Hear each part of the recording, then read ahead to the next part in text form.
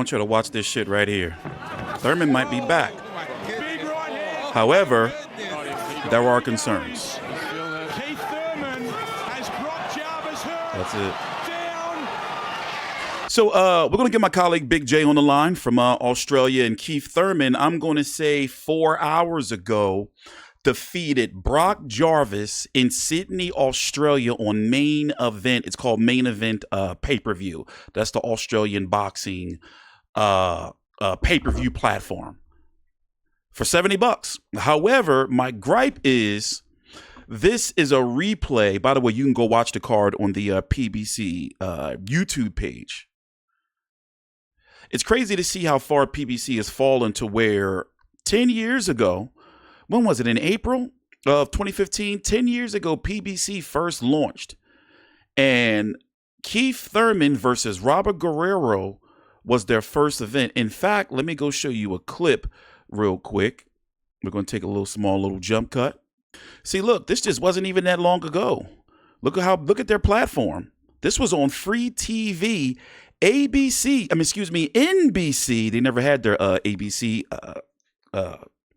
fight yet in the United States.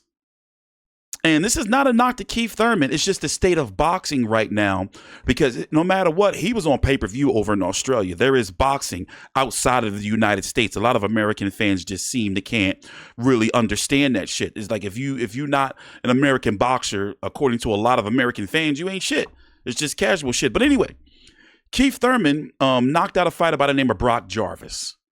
Brock Jarvis is known in boxing circles over in Australia, but on the worldwide, we're talking about America, UK, Canada, China. He's an unknown.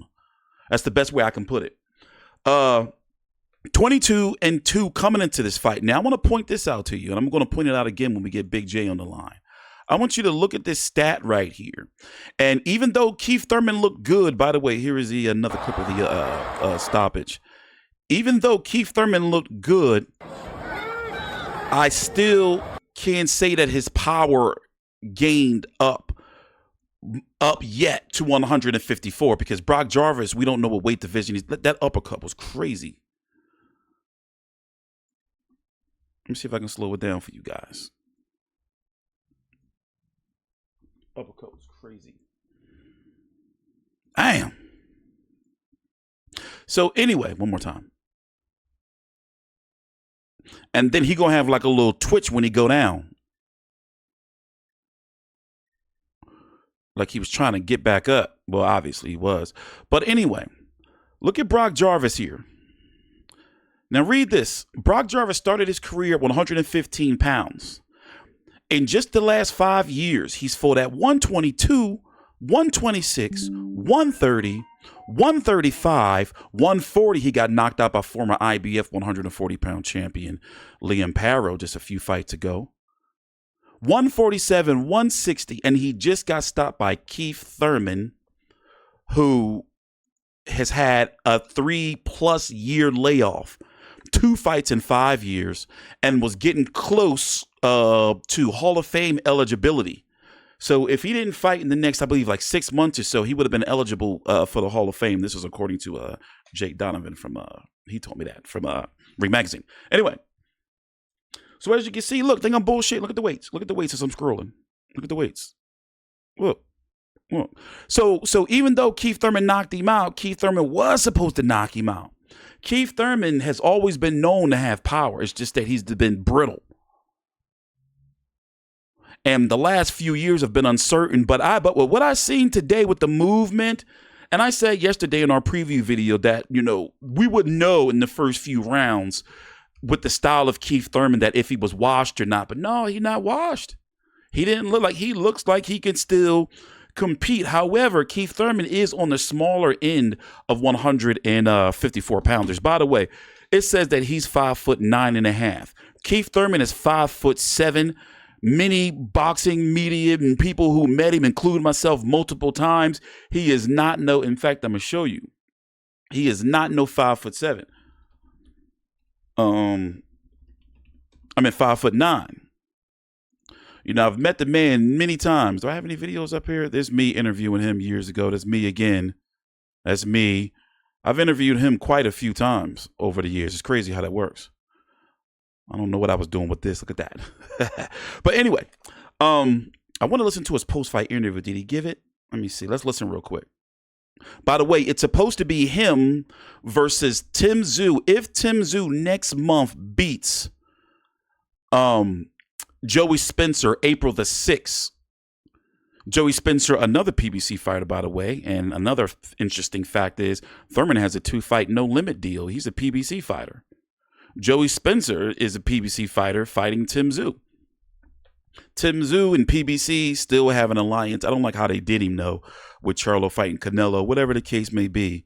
And then they try to screw him out of his Fedora rematch. And then he goes on to get the shit beat out of him by Bakr Murtazaliev. But let's listen to Tim Tszyu. Keith Thurman. 1,131 days away. My love for the sport is reaction of Tim Tszyu at ringside after a devastating performance. I remember he told me one time, I was interviewing him. He was like, and if I was to die in that ring, don't you shed a tear, because it is the profession that I chose. From Keith Thurman. Let's get the particulars on it. Ladies and gentlemen, let's hear it for both of our boxers in the main event of the evening here in Sydney, Australia. Time to put this one into the record books officially. The end comes at 2 minutes and 19 seconds of round number 3. Your referee, Will Surlos, calls a stop to this contest. We have a TKO victory in favor of your man in the blue corner, the return. Oh, my bad, the echo. Two-time former welterweight champion of the world, Keith, one-time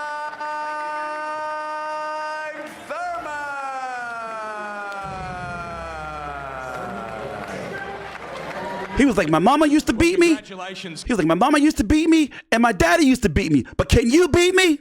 That's the question they want to ask him, Keith one-time Thurman.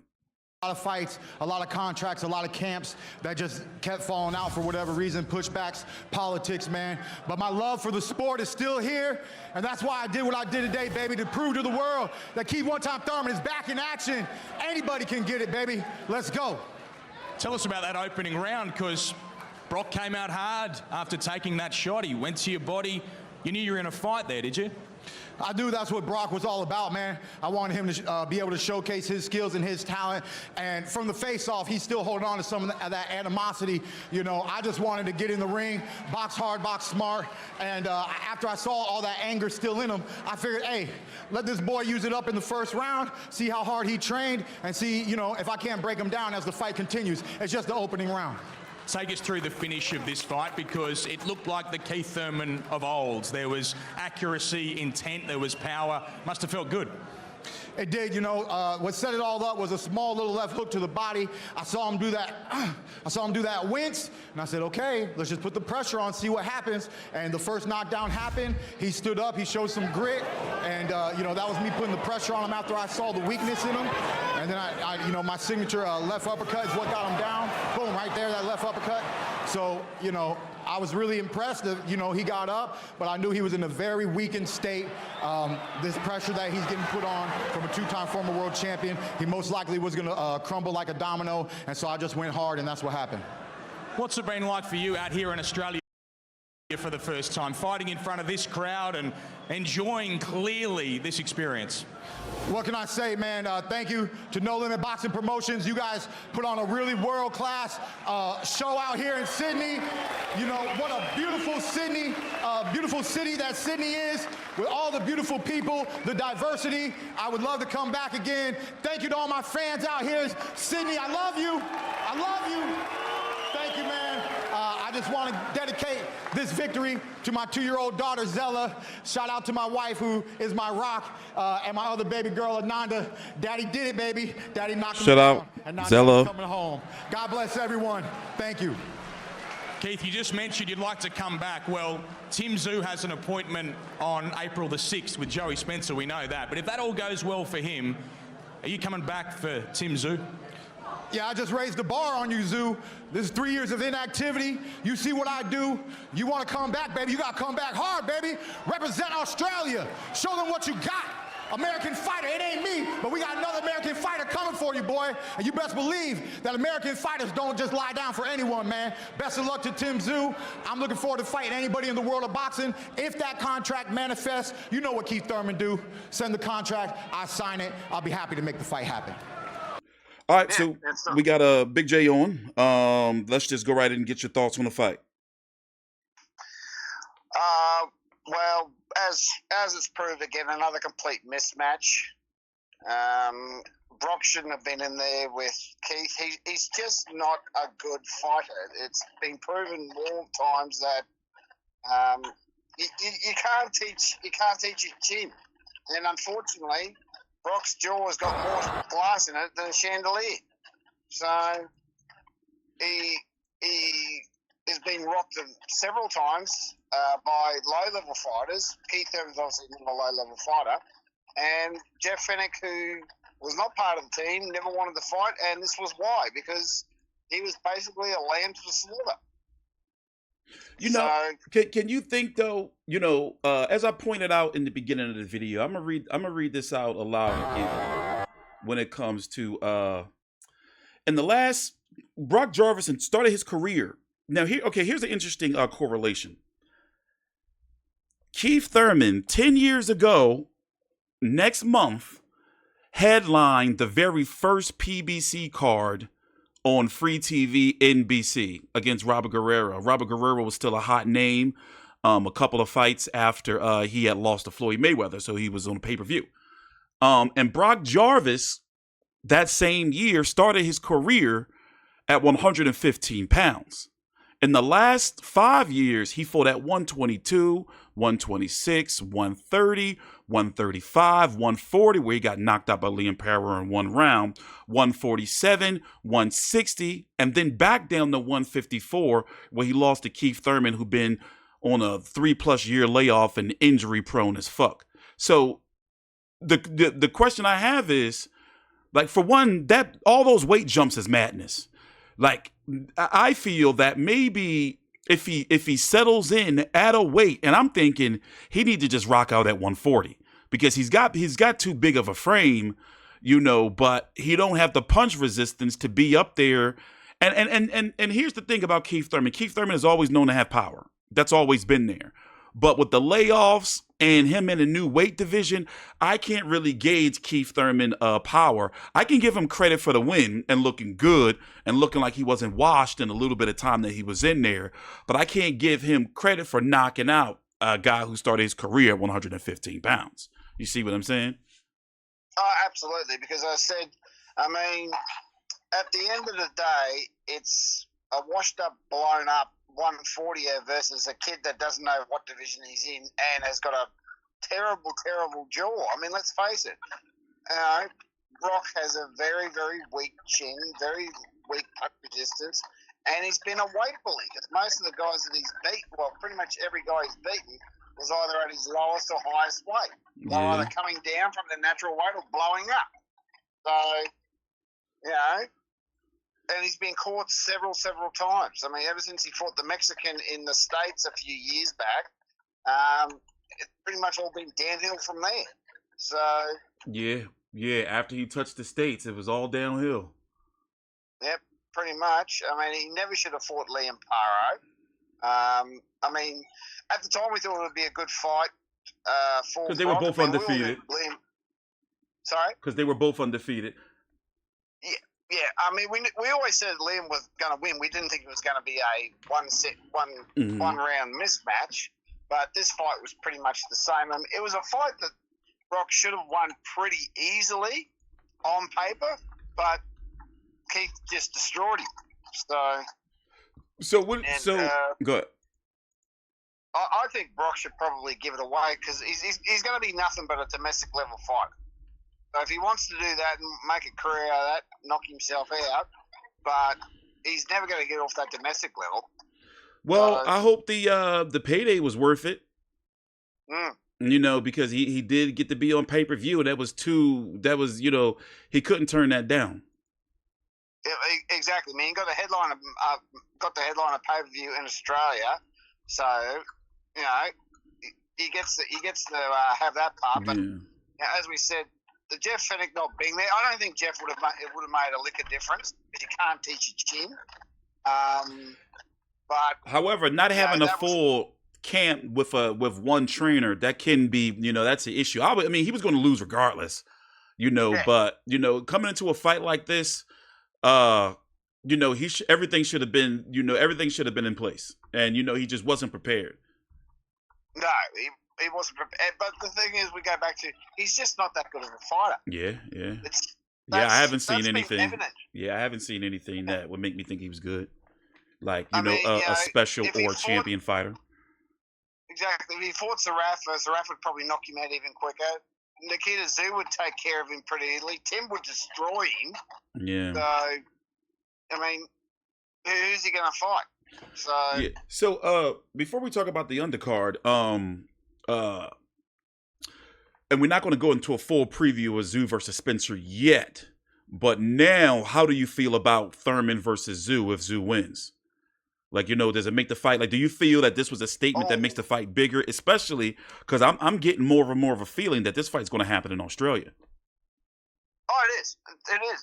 No Limit's already teed it up. They want it on, oh, God, what day? July 11th? July 6th. I believe it was the 6th. It could be the 11th. Yeah, something like that. Yeah, because No Limit earlier in the week announced that they've got this fight cards coming up. They've got the Tszyu one. There's one in May. Liam Parro is going to be headlining the Cullen Cairns on June 11th. That's another thing we need to discuss. Liam Parro is now signed with No Limit. Okay. Then there's the one in July that's going to be Tszyu. Projected to be Tszyu Thurman. And it's already halfway there. So if Tim beats this Joey Spencer fella, their next fight's going to be Tszyu versus Thurman on that July day. Now, here's the thing. Just like I said with Bakr and Murtazaliev, there's a question mark around Joey Spencer. He's always been he was supposed to be a really special fighter. He's supposed to be. He's got some skill to him. And as we talked about, he's young and in his prime. So, but we're going to get into more detail of that. And basically the reason why I'm saying that's a fight to pay attention to for fans, especially with what Tim Tszyu has been through in the last 18 months alone. Absolutely. Very, so let's talk about Mick Zarafa. He got the knockout that was much needed for him. Yeah, much needed. Still, I wouldn't go saying at this stage that Mick Zarafa, if it was a good knockout, he needed a knockout, he got the rounds, he got it in the 7th round. But is Mick Zarafa ready to set the world on fire? No. So, and the reason why I'm saying is because No Limit, they got a little bit of momentum with these potential fights that they have. So, you got the Thurman Brock, you got Tszyu versus Spencer. You got their April 6th. Yeah, you got a potential May fight, as you said. Who could that feature as the main event? Because then you got Nikita Tszyu, Zarafa probably that can happen sometime this year. And then you got Liam Parro having a card. What you say? Yeah, I'm thinking Nikita will return on that May card. And I'm guessing they'll use, because he's already been pay-per-view. We talked about that behind a paywall. But what I'm asking is, do you feel there's some legitimate momentum now to build towards Nikita Tszyu and Mick Zarafa? Probably maybe in August. Yeah, probably. I don't think they won't get Mick to fight Nikita because Mick. As Nick said in the post-fight interview, he's probably busted his hand, so he's going to be out for a while. Yeah, so that's that. Don't expect Mick to come back in the ring anytime soon. So even he busted his hand maybe August, but it might not happen until maybe November. All right. So, well, with that being said, closing thoughts.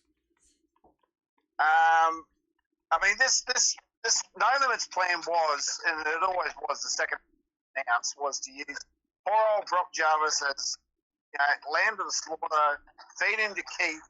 Keith shakes off the ring rust and leads into a fight. Mm-hmm. Does Keith Thurman beat Tim based on beating Brock? I say not. Okay.